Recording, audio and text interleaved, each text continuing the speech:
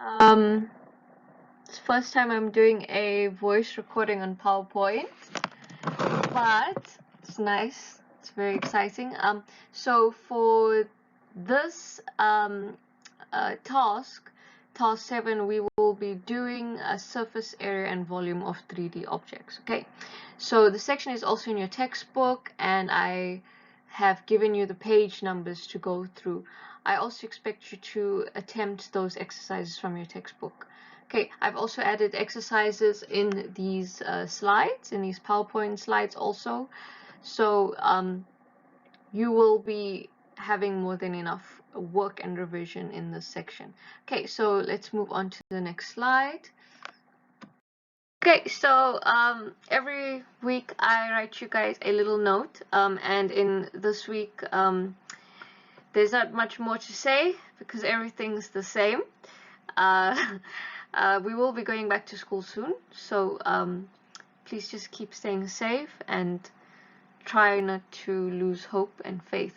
And in the slide I've indicated for you the page numbers, of which you will have to study in your textbook for volume and surface area, which is going to be from page 143 to 147 from your spot on mathematics textbook. Okay, so guys, I hope that you have your textbooks with you, and remember that this volume and surface area will only be covered on 3D objects. Okay, next slide.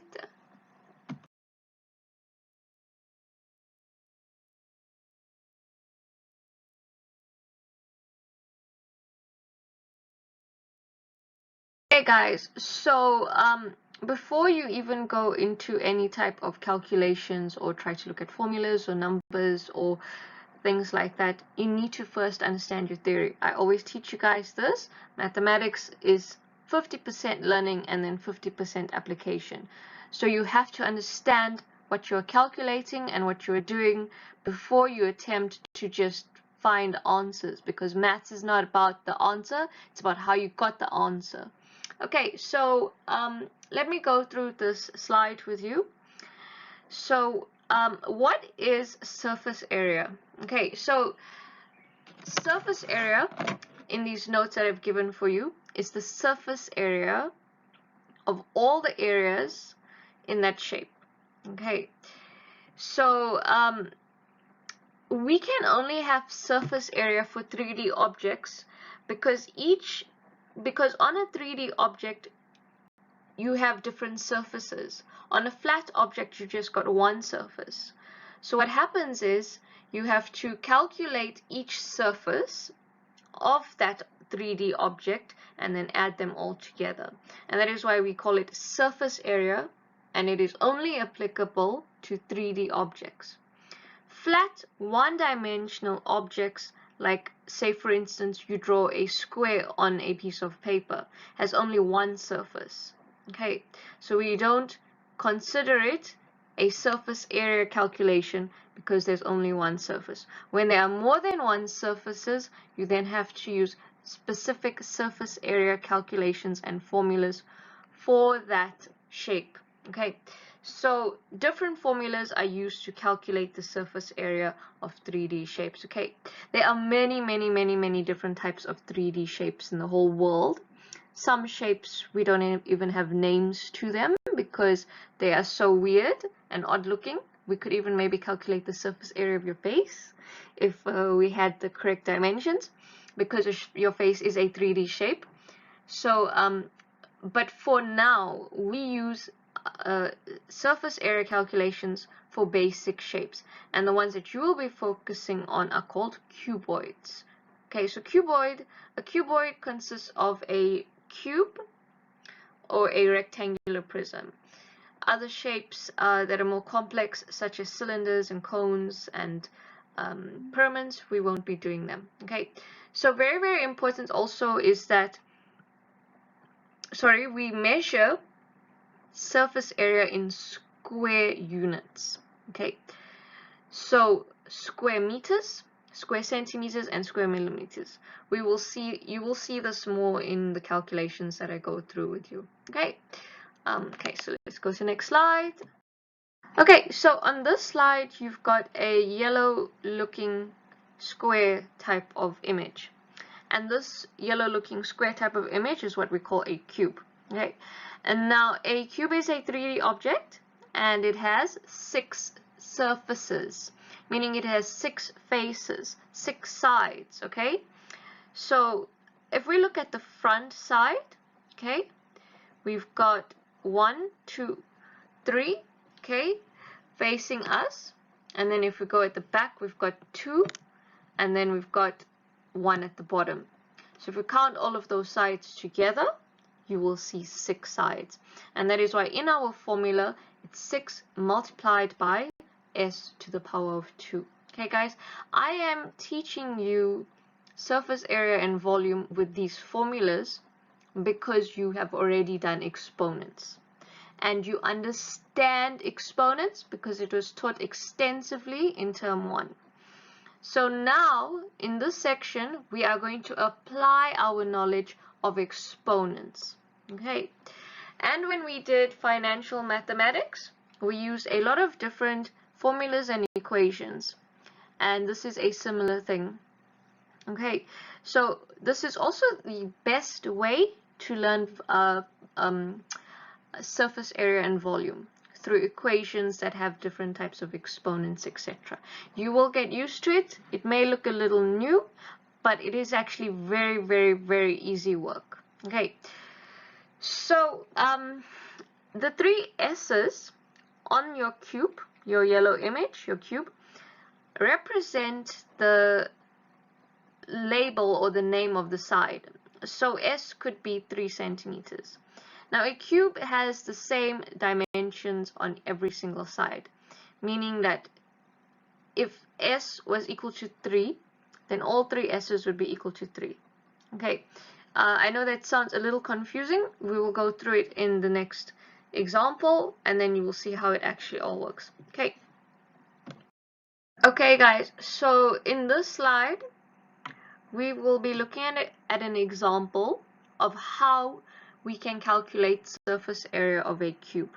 Okay, so the example I've given you says that a wooden cube has edges measuring 5 centimeters each. Find the surface area of the cube.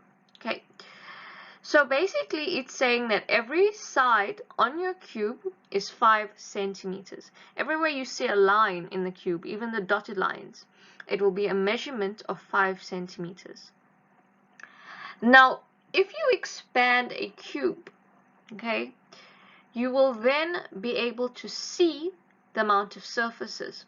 So in the next image, below the image of the red cube, there is a blue layout of what the cube would look like if we opened it up. Okay, so if we open up the cube, it is easier for you to see the amount of sides.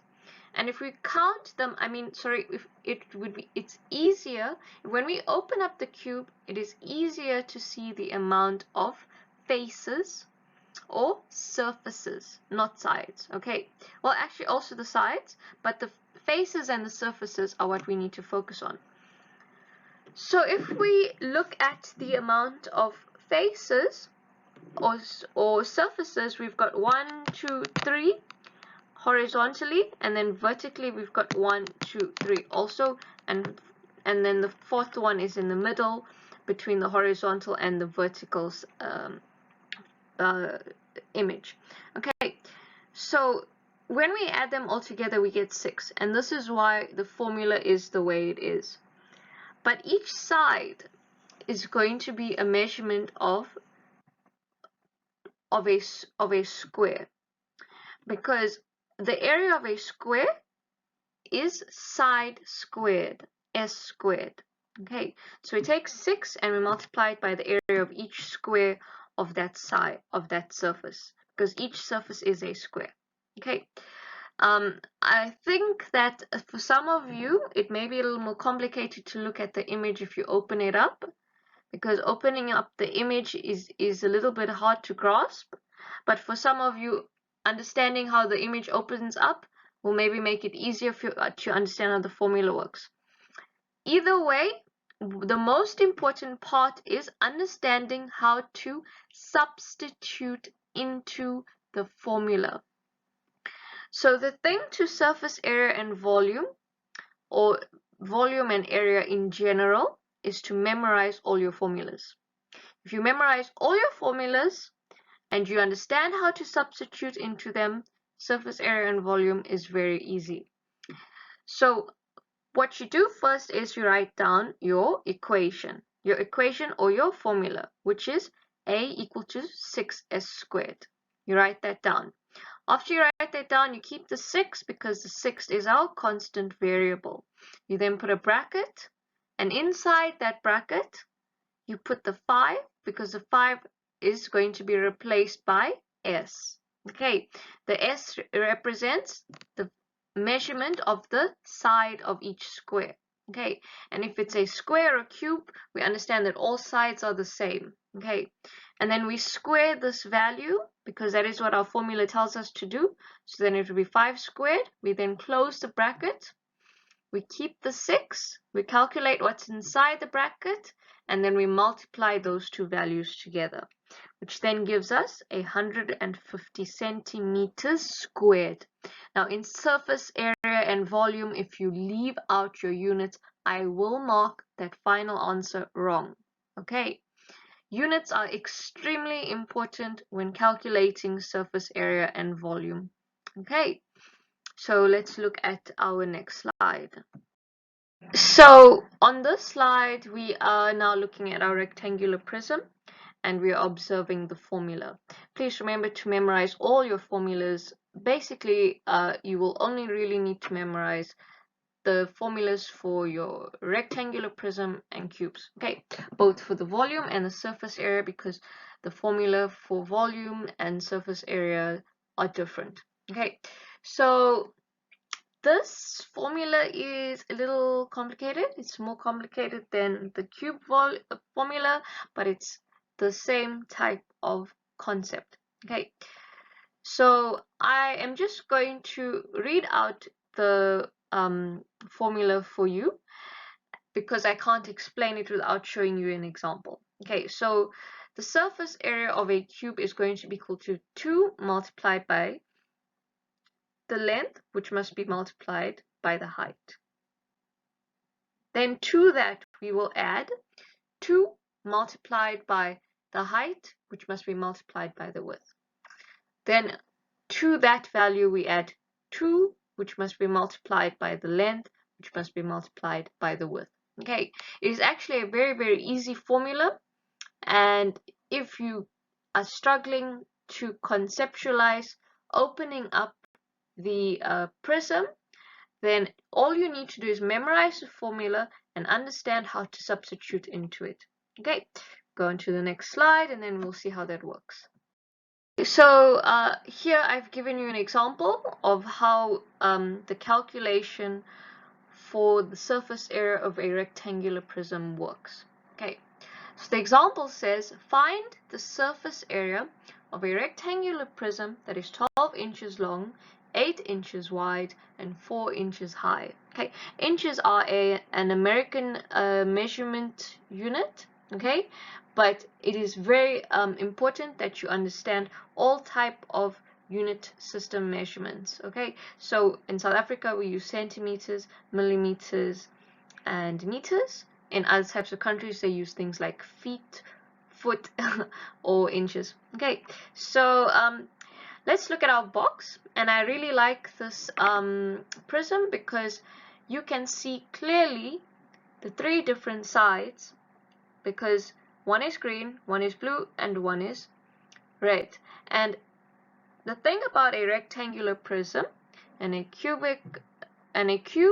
is that they have the exact same number of sides. Okay, they both have 6 they have the exact same number of faces, so they both have 6 faces. Now when we look at this prism, we need to open it up to understand how surface area works. If you don't understand the concept of opening up the prism, do not stress and do not freak out about that, because you don't need to know how you open up the prism if you understand how to substitute into the formula. But please learn both of them for your better understanding. Okay, so to find the surface area, you will draw the net of the rectangular prism. The net, what I mean over here, is the layout, the opening up of the prism. So you draw it out, you open it up. A good way to do this, if you're really struggling, is look for an empty cardboard box and open up the cardboard box and look at how the sides are, are, are, are, are placed and how the faces look. Then that way it'd be easier for you to memorize. Okay, the surface area of the prism is the area of its net. Okay, then again, when I mean net, I mean that the surface area is equal to the area of each face added all together.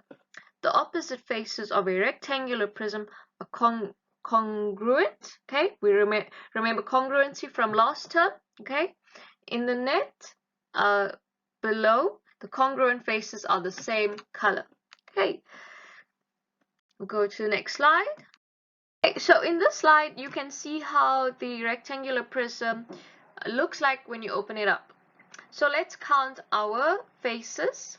Okay, so we've got 1, 2 green ones, then we've got 1, 2 blue ones, so that's 4, and then we've got 1, 2 red ones, which then comes all together as 6, just like our cube. Okay, so what happens is we calculate the area of each side, and then we add them all together.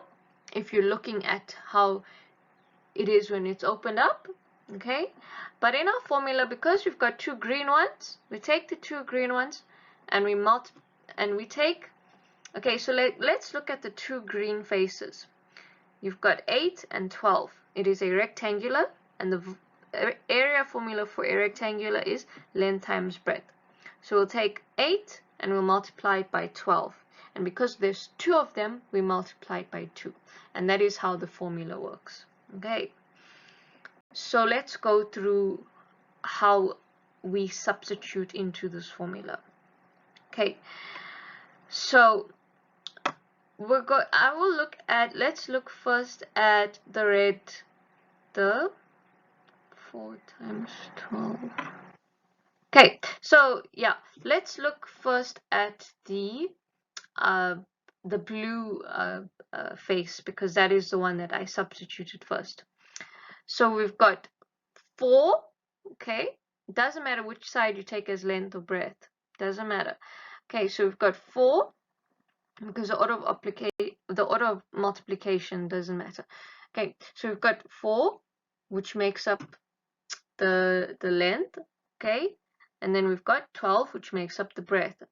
And since we've got 2 blue faces, we take 4 times 12, we get an answer, and then we multiply that answer by 2. And the same goes for every single other face. Okay, I hope that you understand this. It's very basic. Okay, and after we get an answer for each face, we then add them all together. And remember, our final answer will be in inches squared, which is 352 inches squared. Okay. Okay guys, so I have now given you some lovely examples on surface area and volume. Please attempt them. You will only get answers when school starts. If you're struggling for answers, I'm not going to put them on the internet for you, because then you won't do your work and you'll just copy the answers.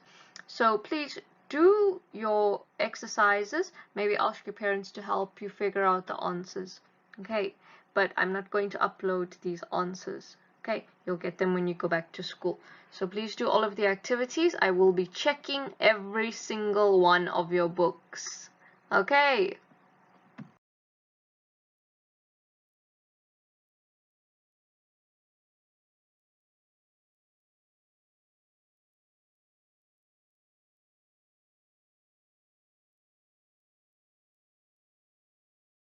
Okay guys, so we are now done with surface area. I hope that everybody has grasped the section well and has studied it well and is fully has a full, good, clear, conceptualized understanding of it, because if you don't, please do not move on to volume. Go back and study surface area. Make sure you understand it before you attempt volume. Okay, so let's go through what volume basically is. So I've written down over here for you that volume is the amount of space that a substance or object occupies, or that is enclosed within a container.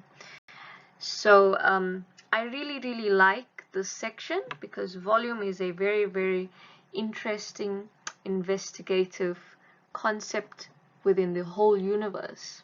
Okay, because matter takes up volume, and scientifically volume is one of the most interesting things that we study. So if an object does not occupy space and cannot hold space, it is not considered to be matter, if you guys understand and remember this from NS. Okay, so I won't go into too much detail on that. You'll get very confused. Go Google it if you want to. But anyway, let's now focus on how we use volume in mathematics. Okay, so finding the volume of an object can help us to determine the amount required to fill that object. Okay, now if you have an object, a piece of matter, like for instance a cup, and the cup is just standing there empty, you'd like to fill that cup with water.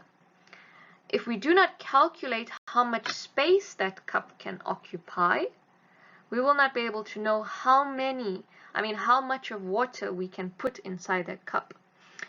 So for instance, like the earth, if we do not know how many people the earth can occupy,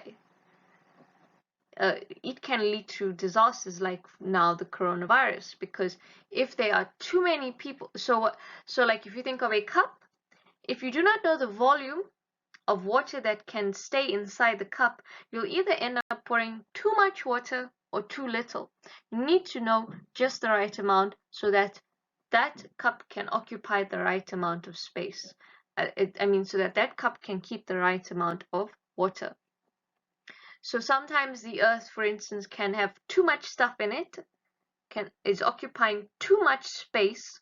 So the volume of space we have is too little, and then disastrous outbreaks like earthquakes, it's a little bit of geography now, like earthquakes, diseases, etc. They break out because the earth is becoming overfull, like a cup that is becoming overfull from pouring too much water.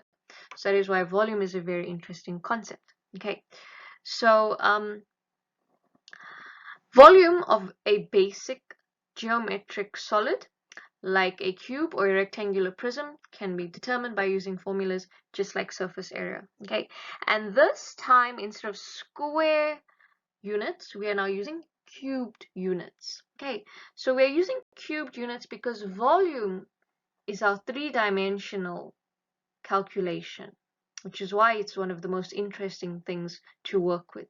When we work with things that are in 3 dimension, we are basically working with real-life objects. Okay, you as a person, as a human being, you are in 3-dimensional space. Okay, and you also exist as a 3-dimensional shape. So we would have meters cubed, centimeters cubed, or millimeters cubed. I think I should make I will make for you guys for next week a slide on dimensions so that you can understand what 3-dimensional, 2-dimensional, and 1-dimensions mean. Dimensions are very interesting things. Okay, so let's move on to the next slide. So before I explain everything, I want you guys to understand that the formulas and calculations for volume are actually easier than the formulas and calculations for surface area. They are less complicated, yet they are in higher dimension, which is a lovely, interesting concept. So for this slide, we are looking at the formula that is used when calculating the volume of a cube. And it's so simple. What we basically do is we take the sides, because in a cube each side is the same value, We take that side and we raise it to the power of 3. By doing that, we are cubing the object. And when we cube the object, we are then turning it into three-dimensional volume calculation. So let's look at the example below that I've provided for you. It's very easy. So our formula will tell us that we have V, capital V, equal to small s to the power of 3, where V is your volume and s is the side of a cube. Okay, so then if one side is 3 centimeters of a cube, all the other sides will be also 3 centimeters. So s would be equal to 3. We take s and then we raise it to the power of 3. If we raise something to the power of 3, it means that we are multiplying it by itself 3 times.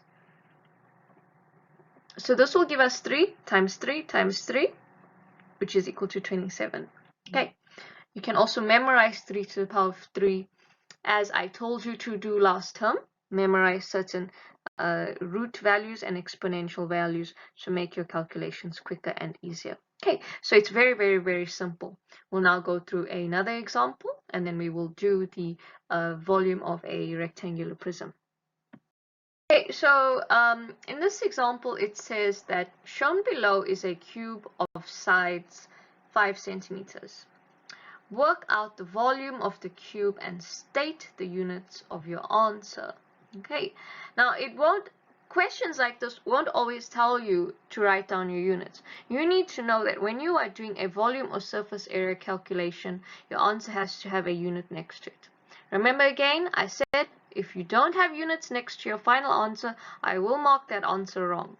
Okay, so for a cube, the volume is again very basic, as I explained in the previous slide.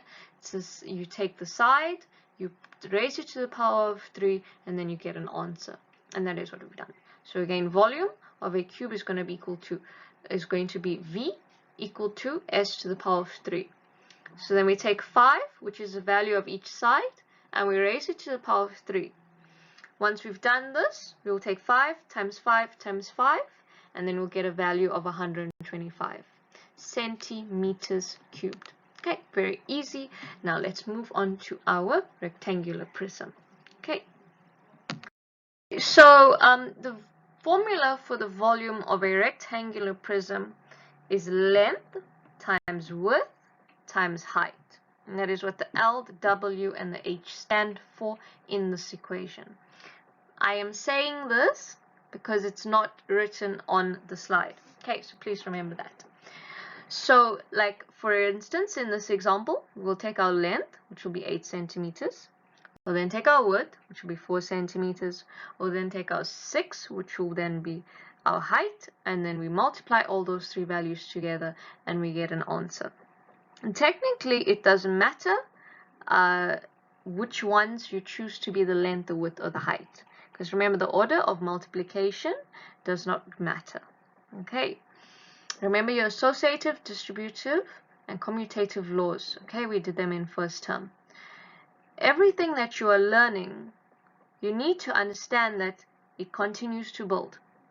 Okay, and if you fall behind in term 1, you're going to continue to fall behind in term 2, and then you're going to continue to fall behind even more in term 3. So guys, what you don't understand, what you don't remember from term 1, keep revising until you never forget it. Okay, so we substitute those values into our formula, and then we get a final answer, and we put that answer in centimeters cubed because they gave us the prism in measurements of centimeter.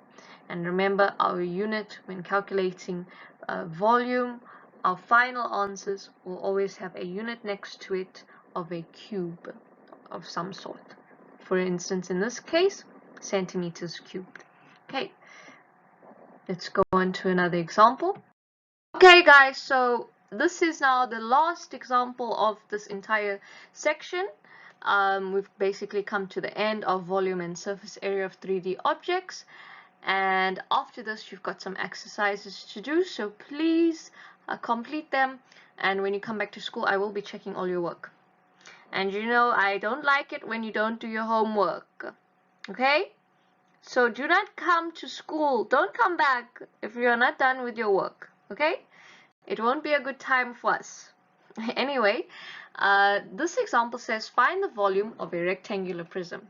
Take note of this example, because in this example, it doesn't tell you that you should give your answer in units, but you must know to always do that. Okay, so it's simple. We take our three values that we are given, and in this time, we're given our values in inches, IN. Okay, so we've got 8 inches, 5 inches, and 6 inches.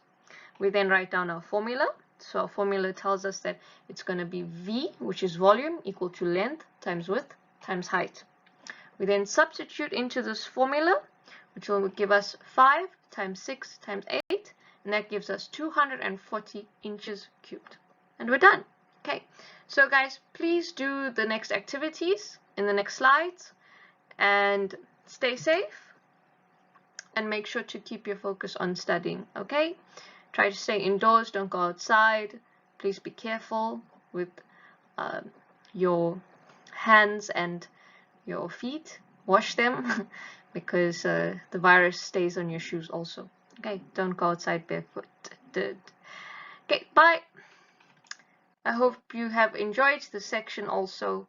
Okay, take care.